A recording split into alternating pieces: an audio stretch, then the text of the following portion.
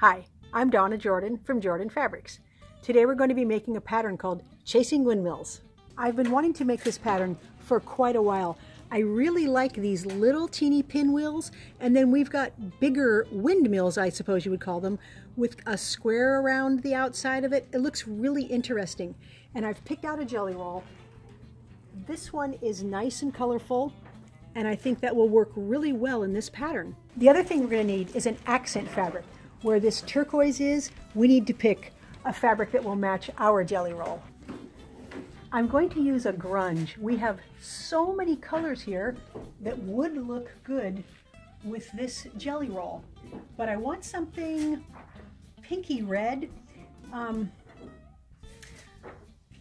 That would work. I think we've got one here. This red has a little purple in it. I think that will be really a nice highlight for this jelly roll.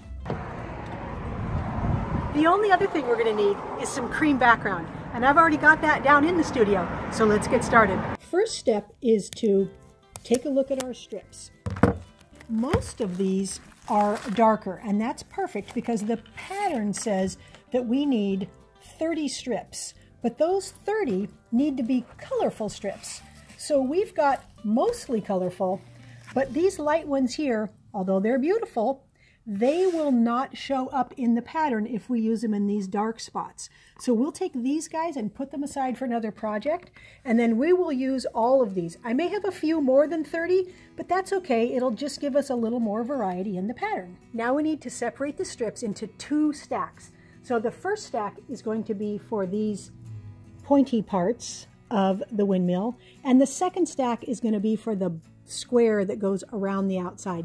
So it doesn't really matter which we use. I'm just going to put some of each color in each stack here so we get a nice variety of prints for both parts of the block. These strips are all going to be used for these longer pinwheel pieces.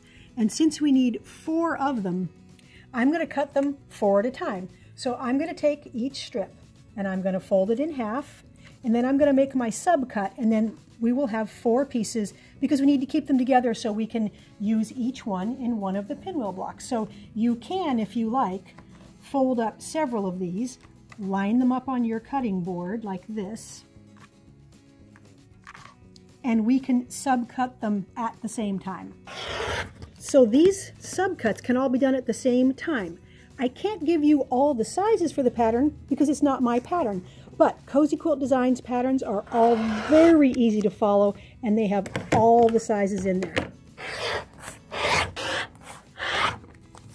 So that's all the pieces we need for the windmill.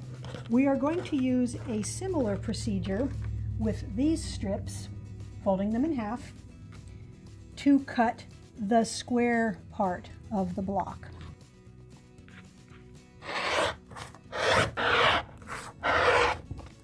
That's all the cutting we need to do on the printed strips. Next, we're going to do the background.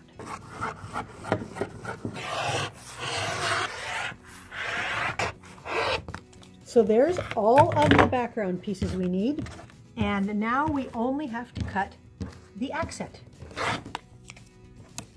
That is all the cutting we need to do. So here's all the accent pieces.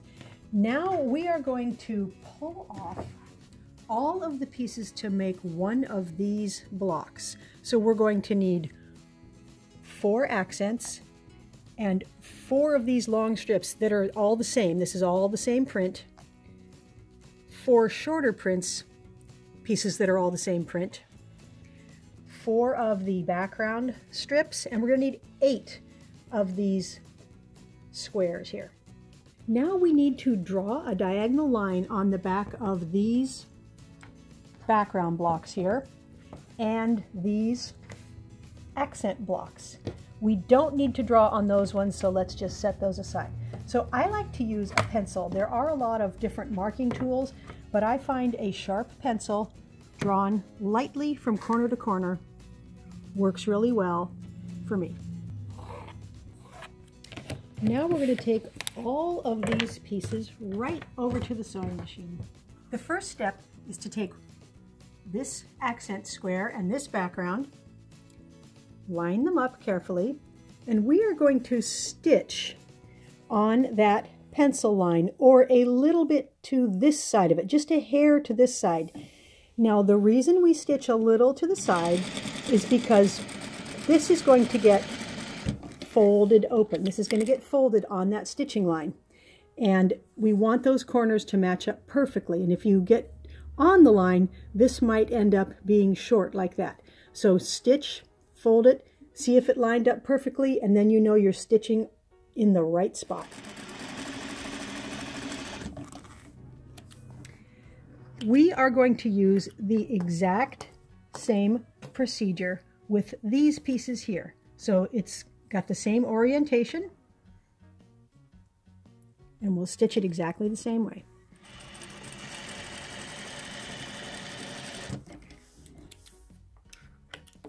The last thing we need to do for this block is just to stitch these pieces together. So this is just a regular 1/4 inch seam here.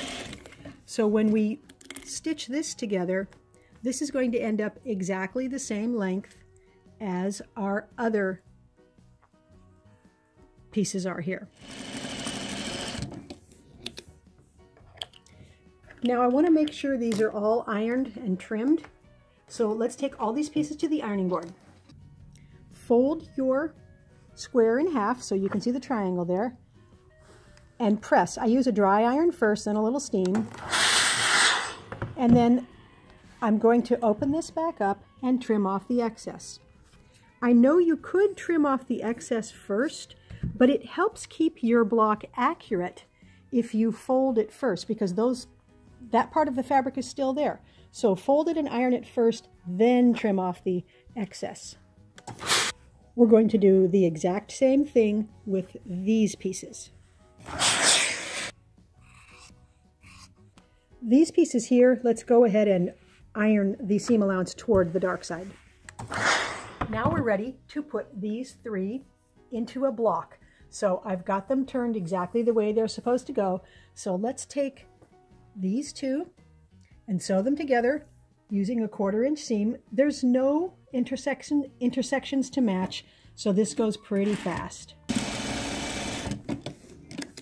And we are going to press this seam toward what is going to be the middle of the block. So I'm pressing away from this triangle here and toward the middle.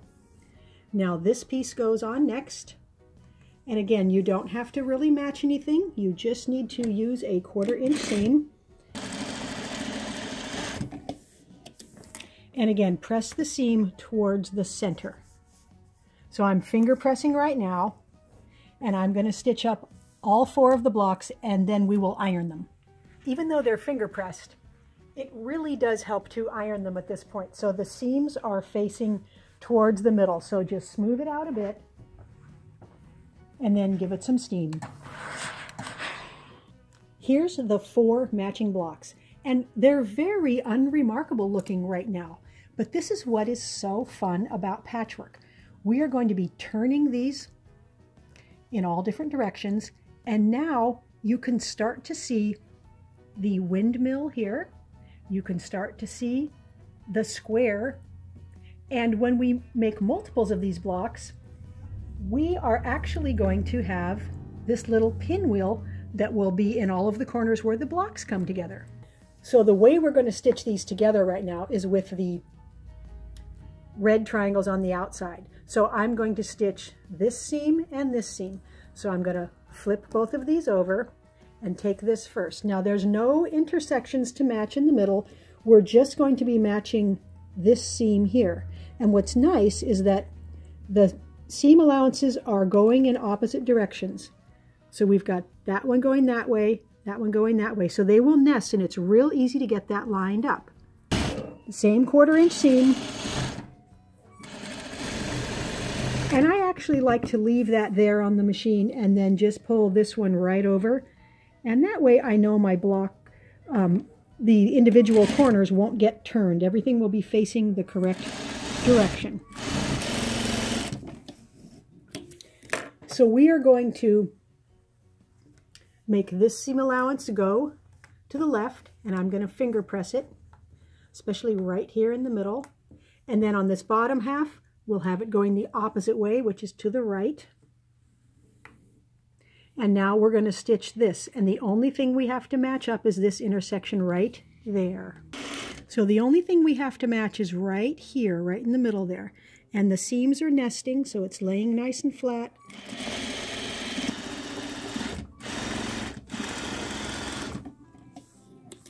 So there's the block. So I'm going to finger press, iron it, and make all the rest of the blocks. All of the blocks are done. Now we get to lay them out, and we will get a really good idea of what the quilt's going to look like. So I'm not going to worry too much about which colors are where. I'm going to lay all 20 blocks out and then trade around so that I have color balance. That's the last one in place there. Now I did a little bit of switching around, and I try not to be too picky at this point, but if I get two blocks that have exactly the same fabric right next to themselves, I will trade them around. So I usually stand back and kind of squint a little bit and see if the colors look balanced. This looks good, so I'm going to sew the blocks into rows, and then sew all the rows together. I've finished one of the rows, and I've brought it here to the retail store so I could pick out some borders. This is the group of fabrics. So the pattern calls for a light border, the same as the background, and then perhaps the accent color, and then a printed border. So you can barely see in this picture, but there's a big border there. Now, if we use the redder burgundy prints here, it's going to give it more of a red look. If we go with the blues or the lights, it's going to bring the blue out. And I think this will make a really good outside framing border. And I think instead of the accent, I think I will go with this guy. So here's what it's going to be. We will have the background, a little one of this, a big one of this, and that will be all up against our patchwork there. That should look really good. I have the quilt on the machine, and for a quilting pattern, I'm going to use one called April. It has some flowers and some swirly sort of leaf shapes, so when I repeat it, you can see a little better what it's going to look like. I think that will look really good on this patchwork, which has flowers and some geometric shapes. Now, for thread colors, I don't think I want the thread to show real prominently in these light areas because I think that will take away from the pattern. Any of these pretty colors would work. If I was going to go really neutral, I would stick with this gray one here. But I think this really light green one will look the best.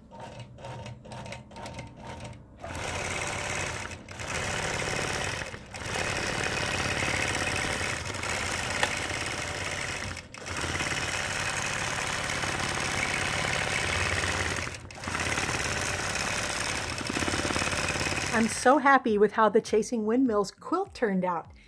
It's surprising to me that one simple block can make such a stunning quilt. So when you get back and you have all the blocks turned all the different ways, you see these windmills here, you see the square that the windmill is set on, and then of course you've got these really nice pinwheels in every corner. And so here's the block right here.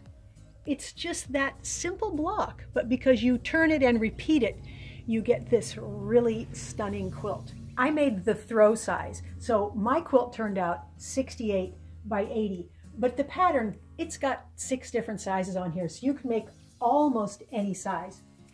For the backing, I used a nice navy print, and I used the same fabric on the binding. And I like to do that sometimes. Sometimes I like a contrast, but here it gives a nice smooth look, and it matches the colors in here, but it's a little bit different. So it's just a little enhancement on the binding there. That looks really good. Thanks for watching our tutorial today on the Chasing Windmills pattern. We hope you liked it. Now, we're having another giveaway. We are going to give away this K facet quilt. Let me get it on the table, you can see it. This is called Abundance. This is one that I made a free pattern for. We did a tutorial on this. It's just tons of fun. It's about 70 by 84 inches, really bright and really cheerful. So it's very easy to enter. click the link that says giveaway and put in your email address and your name. And remember, we can ship this anywhere worldwide. Good luck. Now, if you don't want to miss any of our latest tutorials, be sure to subscribe to our YouTube channel. Happy quilting!